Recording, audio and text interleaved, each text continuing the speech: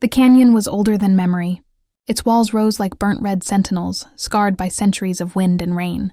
The air shimmered with heat, carrying the faint scent of juniper and dust. Kaya walked alone through its winding throat, the woven basket at her side half empty. Her people had sent her to find medicine plants, sage, yucca root, willow bark, whatever the dry season had spared. The children back home wheezed through their nights with coughs, and she could not return empty-handed. She bent low, cutting sage with the sharpened edge of a stone blade. Sweat traced lines down her temples, her dark braids clinging to her neck. Every sound seemed sharper in the canyon, the wings of a raven overhead, the shifting rattle of pebbles beneath her feet. That was when she heard it, a scrape of stone. A breath of movement. She stilled, her fingers tight around the stem of sage. Slowly she lifted her gaze. High on a ledge above, a man stood against the blinding sun. Tall, lean, a bow strung across his back. His hair was tied with a strip of leather, and at its end an eagle feather swayed in the wind. His chest bore faint painted lines of ash and clay, marks of a warrior. Her stomach clenched. He was not of her people. Kaya knew him at once by the feather, by the cut of his buckskin trousers. Nantan, a rival band. Her people whispered his name in bitterness. They had fought his band only 3 winters ago. Families still mourned the lives lost. Her instinct said run, but her body refused. She stood, head tilted upward, defiant in her stillness. Nantan had been hunting the canyon shadows for hours, following thin tracks of deer that led nowhere. The drought left little prey, and hunger pressed hard against his ribs. When he saw the girl below, his hand went to his bow out of habit. Then he paused. She was no scout. No warrior. She knelt gathering herbs, her movements patient, deliberate. Not careless, never careless, but unafraid. Her people had burned his band's food stores once, driven their horses away. His elders would tell him, take her, strike her, rid the earth of one more enemy, and yet, something in the tilt of her chin stopped him. She saw him, recognized him, yet she did not cower. You should not be here, he called down, his voice carrying against the red walls. Kaya's fingers tightened on her basket, but she answered without hesitation. Neither should you. The canyon fell into silence, save for the whisper of wind across stone. Kaya bent again, plucking more sage as if daring him to stop her. Each movement was deliberate, bold. Nantan descended. He moved like shadow, soundless, sure-footed, the way only a warrior raised in stone country could. Kaya did not back away as he came closer. She straightened slowly. Her chin lifted though her pulse hammered in her ears. When he stopped before her, she could see him clearly now, skin burnished by sun, a thin leather cord tied at his wrist, a faint scar cutting across his collarbone. His presence was not loud, but it pressed against her like heat. You walk too far from your people, he said. And you, Kaya answered, walk too close to me. Something flickered in his eyes, sharp, unreadable. His mouth curved the slightest fraction, not in kindness, not in cruelty, more like he'd found something unexpected. Fate, perhaps, wanted to test them. When Kaya's sandal slid against loose gravel, her basket tipped, spilling herbs into the sand. She cursed under her breath and bent to gather them. Before she could, Nantan crouched first, scooping up a sprig of sage. Their hands touched, just for a breath. Just skin against skin, but it was enough. A spark quick as flint striking steel. Kaya snatched her hand back, her heart stumbling. I can manage. He dropped the sprig into her basket. Then manage quickly. The sun sets soon. This canyon swallows those who linger. And without another word, he straightened and melted into the shadows of stone, as if the earth itself had claimed him. Kaya stood in the silence he left behind, her hand pressed against her chest, the sage in her basket trembling with her breath. She should tell no one. She should bury the memory deep and forget. But as the canyon darkened and the sky blazed in gold and crimson, she knew she would not forget. Not him. Not his eyes. Not the way his hand had brushed hers. It was the beginning of something dangerous. and she could already feel the danger stirring in her blood. The canyon had not left Kaya's thoughts. For days after her return, while her people murmured thanks for the herbs she carried, her mind drifted back to the warrior's eyes. Black stone reflecting firelight, watchful, dangerous. She told no one. To speak his presence aloud would only spark fear, anger, and suspicion. Her mother, Taya, noticed her distraction. "You wander, Kaya," she said one evening as they ground corn together by the fire. "The land is harsh, and it does not forgive those who forget their place." Kaya lowered her gaze, her hands tightening on the stone grinder. She wanted to answer, to say, "I have not forgotten. If anything, I have seen too much." But silence kept her safe. The moon grew fuller with each night, and still the memory burned at her edges. Nantan, too, had not forgotten. His people's camp lay farther north, in the shelter of cottonwoods. The drought gnawed at them. Food grew scarce.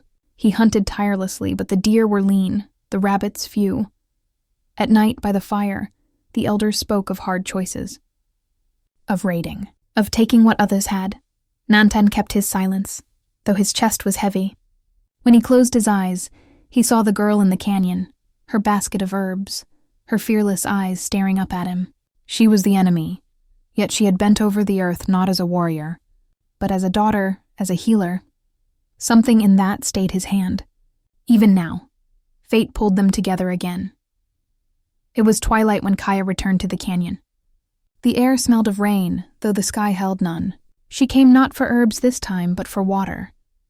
There was a spring that sometimes trickled between the rocks. Her people had grown desperate. She knelt at the base of the stone wall, coaxing a small stream into her clay vessel. The sound of water soothed her, until another sound joined it, the unmistakable tread of footsteps. She turned sharply, her hand tightening around the rim of the vessel. Nantan stood in the fading light. He held no bow in hand this time, only a bundle of firewood across his shoulder. His gaze fell to the water jug, then to her face, her breath caught. "You again," she said, voice tight.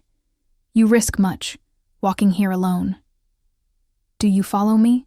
If I did, you would not have seen me," he said evenly. Her lips pressed thin.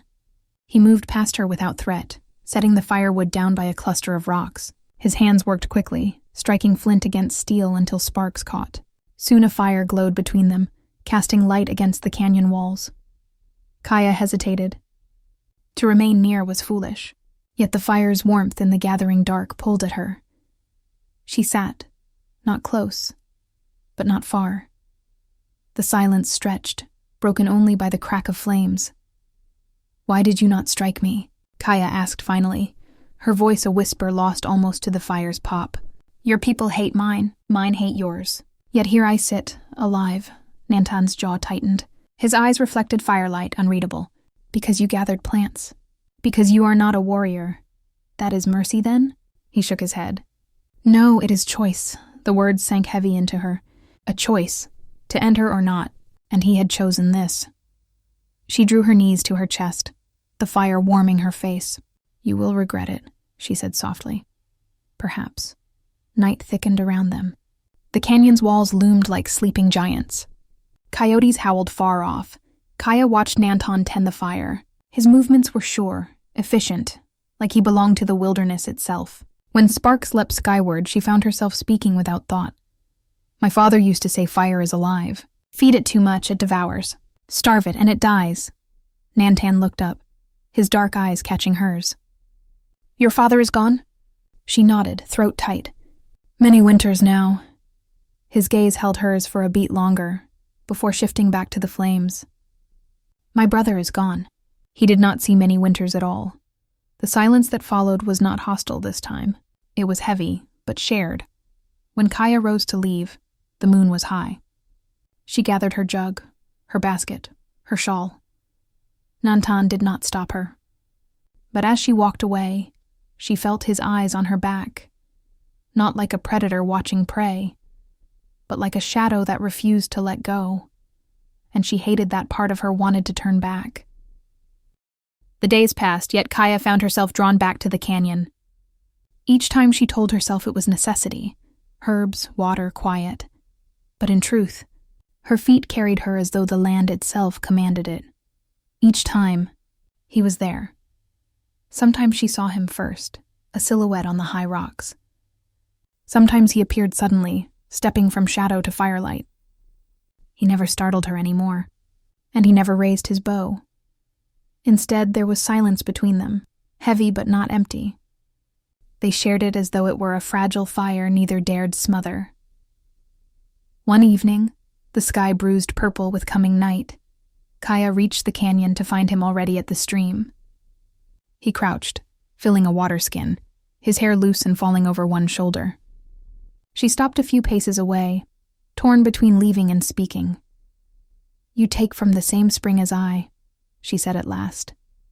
Nantan rose, tying the cord around the skin's neck. "The water belongs to no one, only the earth, yet my people claim it. Yours too." His mouth tightened, but he gave a short nod. "And so we both steal."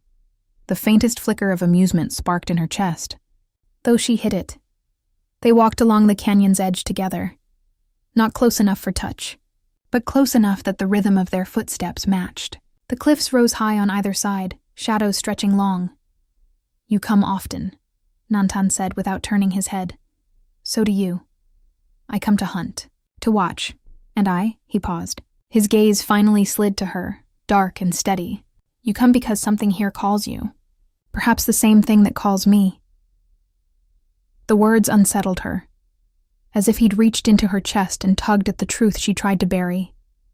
When the air grew cold, they stopped to build a fire. Kaya gathered dried brush, her fingers nimble. Nantan stacked heavier logs. When the flames caught, she warmed her palms against them, listening to the snap of wood. "Do your people know you come here?" he asked suddenly, her throat tightened. "No. Mine do not either." Their eyes met across the fire. A dangerous admission. If either of their tribes discovered this, these meetings, these silences shared, the price would be blood. Yet neither spoke the words we should stop. The canyon held them in its vast arms, keeping the secret for now. The night deepened. Stars scattered like white ash across the sky. The fire's glow painted their faces in amber. Kaya spoke quietly. "When I was a child, I was told your people had no mercy, that you took joy in cruelty. And I," Nantan said, his voice low, "was told your people were liars, that they cut throats in the dark." She studied him. The firelight caught the scar at his collarbone, the strong lines of his jaw. "Do you believe it still?" His gaze held hers across the flames. "I believe what I see." "And what do you see?" A long silence. Then he answered, "Someone who does not fear me, though she should." Kaya's breath tangled in her chest. She looked away, back to the fire. Fear. Yes, she should feel it. Instead, something else stirred, something she dared not name. When the fire burned low, Kaya rose to leave. But Nantan stood too, and for the first time, he reached into the pouch at his side. He drew out a strip of leather, simple but sturdy, and held it toward her.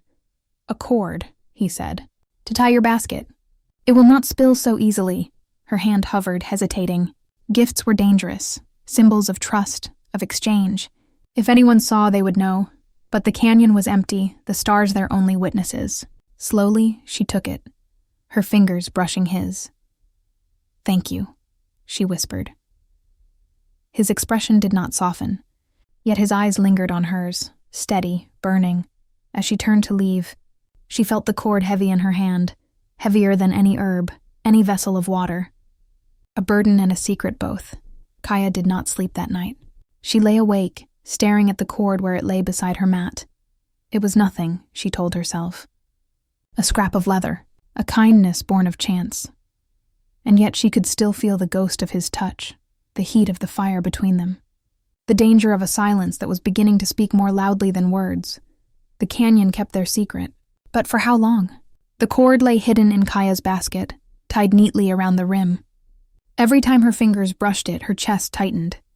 She told herself it meant nothing. Yet she carried it with her always. She avoided her mother's eyes, her cousins' questions, even the quiet suspicion of elders who wondered why she spent so much time beyond the village. They assumed she gathered herbs. Perhaps they even pitied her for her grief, her wandering. None knew the truth. That truth waited in the canyon. Nantan was there again, crouched by the stream, his bow resting beside him. The late sun painted his skin in copper light, and the eagle feather in his hair stirred faintly in the wind. Kaya stepped from the shadows, her basket at her side. "You come before me now," she said, her voice steady though her heart raced. He glanced up, eyes like obsidian catching the sun. "Or perhaps you come after me." The faintest smile touched his mouth before vanishing. They built a fire together without words, practiced now in their ritual. She laid the brush, he struck the flint. Soon the flames breathed life into the canyon's dark throat. Kaya set her basket down and sat across from him. For a time they only listened. The pop of firewood, the distant cry of an owl, the pulse of the earth itself. At last, she spoke. "If either of our people knew, they would demand blood." Her throat tightened. "Yours or mine?" "Both." The fire spat sparks between them. Nantan's eyes stayed on her. "Why do you return?" Kaya's lips parted, but the answer stuck. "Why indeed? For herbs? For water? Or for this?" The silence, the danger, the way his gaze unsettled her in ways no man's ever had. At last she whispered, "Because the canyon feels different when you are here." His gaze sharpened, as though he had not expected honesty. His jaw flexed, but he did not look away. "You should not say such things. Then you should not ask." Their standoff broke when a sharp sound cracked through the night. Both their heads turned, footsteps, voices, distant but approaching. Kaya's heart jolted. Her people, or his? Nantan was already on his feet, bow in hand, face hard. He glanced at her, the firelight carving lines into his cheekbones. "Go," she froze. "And you?" "I will lead them away." "You'll be caught. Better me than you." The words seemed to linger in the air, though he did not speak them. Instead, he gave her one last look, fierce and unyielding, then vanished into the shadows. Kaya gathered her basket, smothered the fire with sand, and ran. Her breath tore in her lungs as she fled the canyon. She did not stop until she reached the edge of the desert, where moonlight silvered the brush. She sank to her knees, trembling, the cord digging into her palm where she had clenched it too tight. Meanwhile, Nantan moved like a ghost between the rocks. The voices grew louder, 2 men from his own band, hunting late. He crouched in shadow, his bow raised until they passed. His heart pounded with a rhythm that was not fear, but fury. Not at the danger, but at how close Kaya had come to it. When the men's footsteps faded, he remained in the darkness, his breath sharp, his hands trembling slightly. The canyon was no place for mercy, and yet mercy was all he had shown her. The next day, Kaya ground herbs in her mother's lodge, her hands shaking with each turn of the stone. Taya watched her carefully. "You are restless," her mother said. "The canyon takes more from you than it gives." Kaya looked down at the herbs, the green powder collecting in the bowl. She wanted to deny it, to claim exhaustion or heat or anything but truth. But she stayed silent, because the truth was this: the canyon was not taking from her. It was giving her something forbidden, something that burned and frightened her, something she could not name, and she knew she would return again. The river ran silver in the moonlight, its surface broken by the occasional dart of a fish or the dip of a bird's wing. Nalan crouched on the rocky bank, his bow resting across his knees, though he had not come here to hunt. The night was heavy with thought, with the weight of a choice he could not untangle. His people's distrust of outsiders burned in his veins, yet every memory of Alara's eyes, those restless, searching eyes, returned with a force that weakened his resolve. He told himself it was only gratitude for her survival, for her refusal to betray his protection when others had questioned her presence. But that was a lie, and he knew it. Behind him, the whisper of grass announced her steps. She moved carefully, as though every twig might betray her, yet her presence reached him before the sound. "You watch the water." Alara's voice was low, meant not to disturb the night. But you look as though you see something else. Nantan did not turn. The river does not lie. It shows the truth of the world, if you know how to read it. And what truth does it show you now? That everything I do has consequence. His words hung in the cool air. To let you stay is to invite division.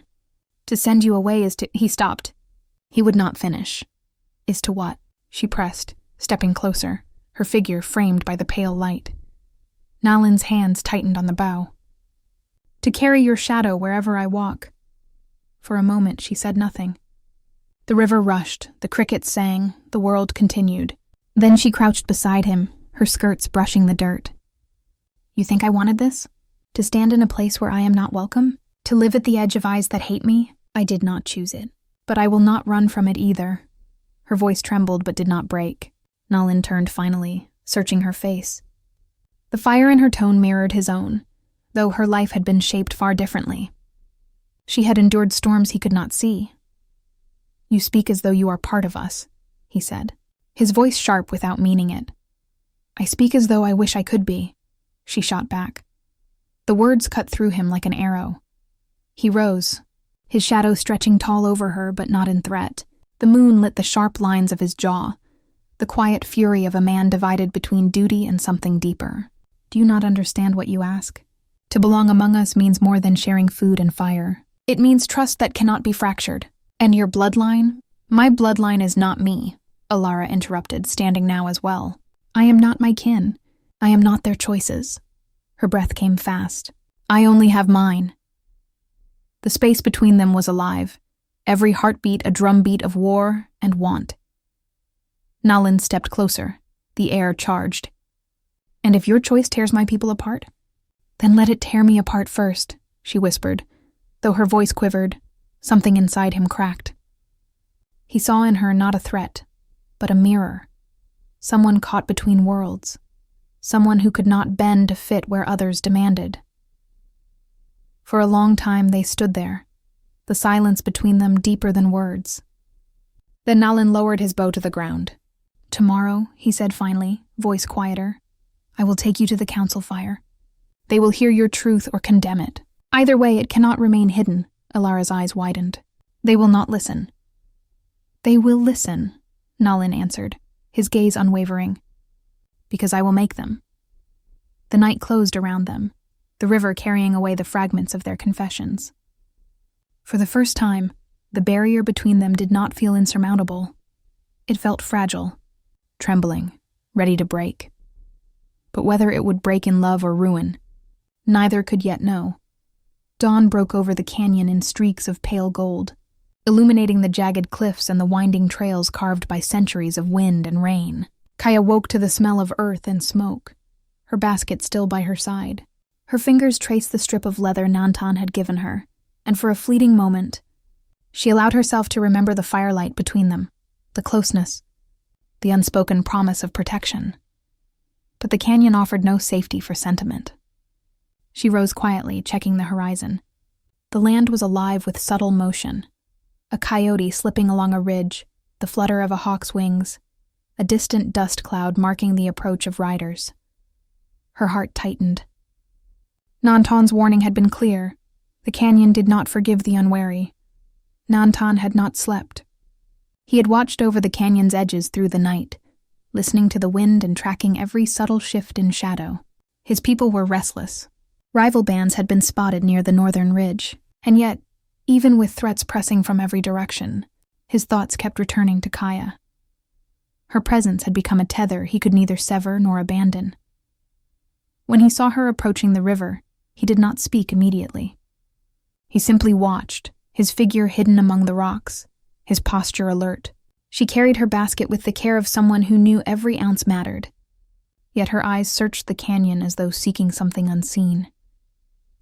You move like the canyon itself, he said softly as she drew near. She stopped, startled by his sudden presence.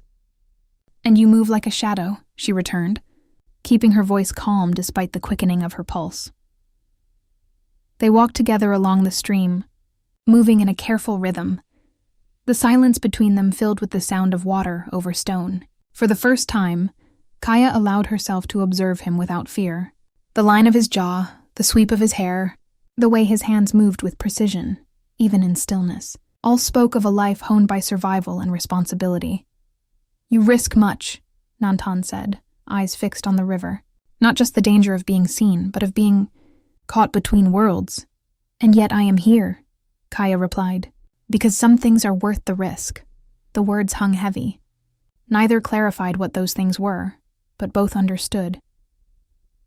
The moment broke when a sudden movement caught Nantan's eye, a rival scout moving swiftly along a ridge. He grabbed Kaya's arm, pulling her low behind a rock. The scout passed without noticing, but the danger reminded them both of the canyon's ever-present threat. "Do you see why I warned you?" he whispered, his face close to hers, his breath warm against her cheek. "I do," she said softly. "But I also see why I cannot stay away." The canyon echoed with unspoken truths. Nantan's hands lingered near hers for just a second longer than necessary before he pulled back, the line of his jaw rigid. She could not read whether it was restraint or desire. Perhaps both. As the sun climbed, they reached a natural alcove, a hidden recess among the cliffs where water pooled and herbs grew in abundance. Nantan gestured for her to rest while he checked the surroundings. She sank to the ground, her back against the cool stone, basket at her side.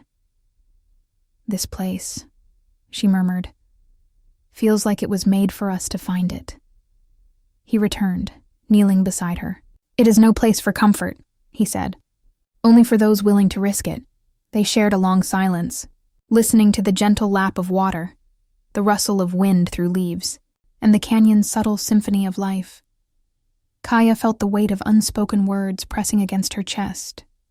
"I trust you," she said finally. Nantan's eyes darkened. "You should not. And yet I do," she whispered. Evening came quickly, painting the canyon in blood orange and deep violet. They made a fire together, its warmth binding them closer than words could.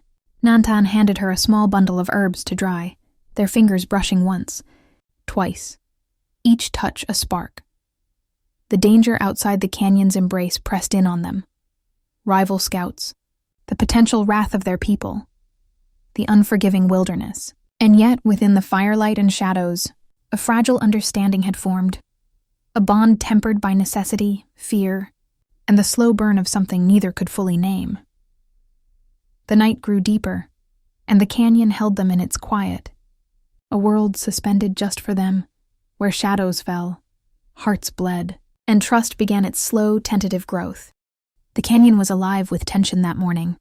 The sun burned gold across the cliffs, illuminating the red rock and deep shadows alike. Kaya's fingers clutched the leather cord Nantan had given her long ago, the one she still carried like a talisman. She knew today would test them, test everything. Riders appeared on the northern ridge, their dust clouds bright against the sun. Nantan had tracked them since dawn. These were not scouts or wanderers. They were rivals seeking advantage, hungry for retribution. The canyon, as always, offered no mercy. Kaya looked at him, her dark eyes steady. "We fight them?" He shook his head. "We survive them, and if we must, we fight to protect what we care for." There was a weight in that statement, an acknowledgement that the bond they had forged, fragile as it was, could not exist in the light of their people's hatred unless they both were willing to stake everything. The first horse appeared at the ridge, the rider silhouetted against the sky. Nantan moved with quiet precision, guiding Kaya behind a ridge ledge. The dust clouds spread closer, carrying the sound of shouting and the faint jingle of weaponry. Kaya felt fear, sharp and biting, but it was tempered by a strange calm. She had learned from him, from the canyon, from their nights together. She trusted him, more than she ever expected to trust anyone outside her own blood. The riders charged, their approach sudden and violent. Nantan stood, bow raised, and let arrow after arrow fly, precise and lethal. Kaya ducked low, but also remembered the herbs and water she carried. She scattered small bundles across the path, smoke rising as the wind caught it, creating illusions that disoriented their attackers. Together, they became a force neither could have wielded alone. The canyon's twists and shadows were their allies. Their breaths matched, their movements mirrored. The fight was brief, but intense. By midday, the rivals were gone, retreating in defeat and confusion. The canyon lay quiet once more, dust settling over scorched earth and broken branches. Nantan and Kaya stood together side by side. Watching the last clouds of dust vanish, Kaya's hands trembled, not from fear, but from adrenaline, relief, and the undeniable pull of connection that had grown over weeks in the canyon's embrace. "You did not tell me to leave," she said softly, almost a whisper. "I would not survive without you," Nantan replied. His voice held the quiet certainty of a man who had found his truth. She turned to face him fully. The sun glinted off his hair, the eagle feather swaying gently. He was no longer just a warrior. To her, he had become a protector, a companion, something far more dangerous to her heart than any rival ever could be. The canyon held its breath as they stood there, the wind carrying the faint scent of smoke and earth. Nantan reached out, brushing her fingers with his own, light, fleeting, enough to send a spark through her chest. "Whatever comes," he said, "we face it together." Kaya's lips quirked with a rare smile. "Together," she echoed. In that moment, the canyon felt less like a place of danger and more like a witness to a bond forged in fire, shadows, and quiet acts of trust. They had survived, and more importantly, they had chosen each other. The canyon had tested them, shaped them, and now, for the first time, it offered peace, a fragile, fleeting peace but a victory nonetheless. Humanity, clever and determined, had prevailed.